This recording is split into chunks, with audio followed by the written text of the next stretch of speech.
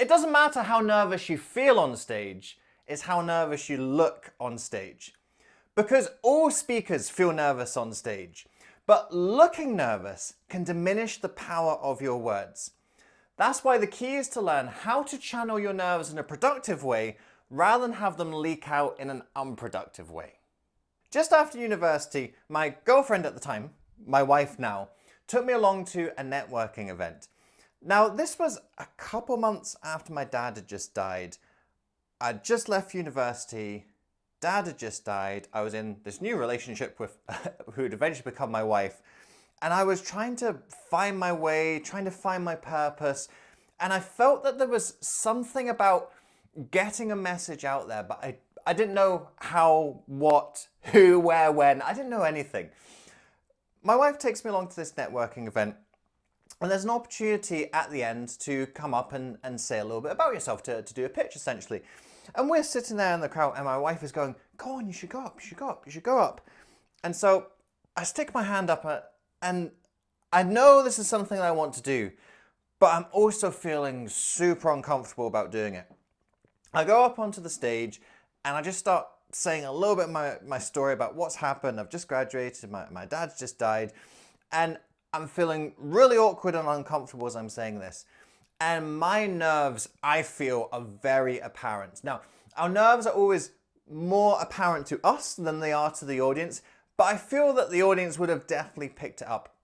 And essentially, I made pretty much every mistake you could make in terms of showing your nerves when you're on stage. And that was one of my first speeches, really, I guess. And what I've learned since then is how I can still feel as nervous and as uncomfortable on stage, but learning how to channel and process that a lot better. And not giving away key warning signs that are giving the game up to your audience that you're feeling nervous, feeling uncomfortable. Because when you look nervous and uncomfortable, the audience start feeling nervous and uncomfortable themselves. If you're looking cool, composed, calm, the audience feel cool, composed, calm. You know what, I could take this all again, but I can't be bothered. Let's just go with that.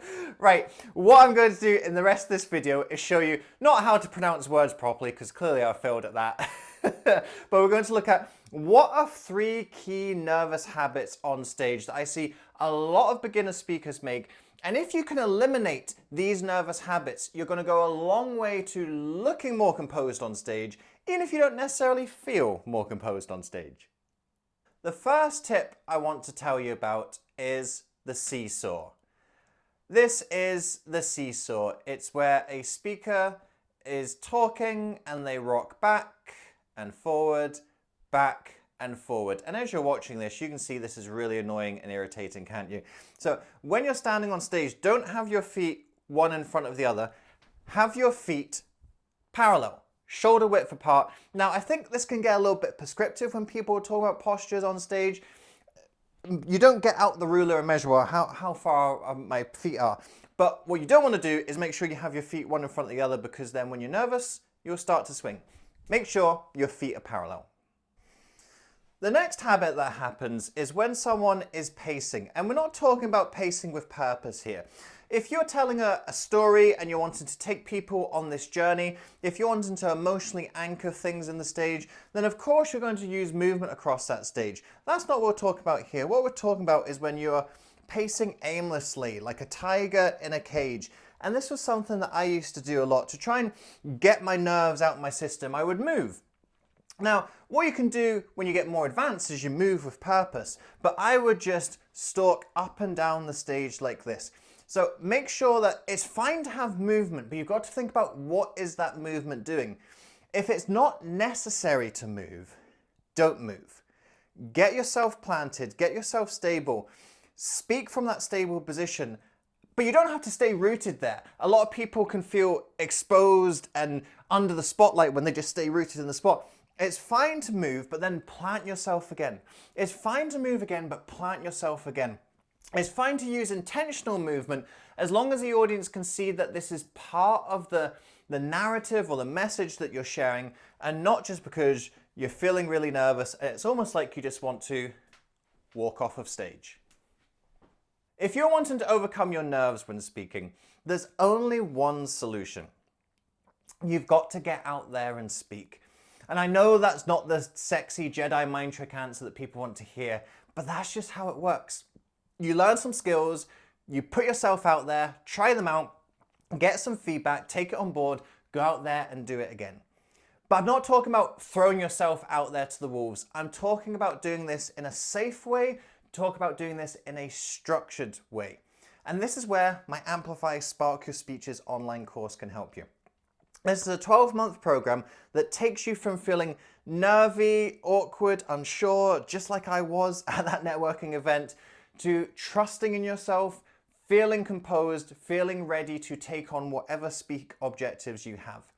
Over this 12-month program, this is a series of recorded live workshops. So this is a program I did live with an audience, recorded for your benefit. You can watch it in your own time zone, on your own schedule. You can work through it at your own pace. And that's the real key to getting through your nerves. It's about pushing yourself, but pushing yourself at your own pace. And that's what this course can help you to do. Now for this 12-month program, you can either pay month by month, you can pay all up front as an annual payment. What I like to do to give people an opportunity to come into the course, try it out, see if it's going to be right for you and your speaking journey going forward, is offer the first month for a $1 trial. So after the $1 trial, you can make a choice. You can either pay the $29 every month. After that, you can pay the upfront payment. It's $297, but for that first month, it's going to cost you $1. So come on in, try it out, see if it's going to be helpful for you and your speaking journey going forward. I've put the link to the course in the video description below. Go to checkout, use the code YouTube. That's where you've come from. All lowercase, all one word, YouTube, to activate your $1 trial. Now, I've got one more nervous habit I want to cover with you before we finish up. Hello everyone, so I've just got one more point that I want to share with you in today's video. It's about not putting barriers in between yourself and the audience when you're speaking. Now these barriers can take lots of different forms. We can have body language barriers with our arms, our legs. We can have physical barriers that are set up on the stage.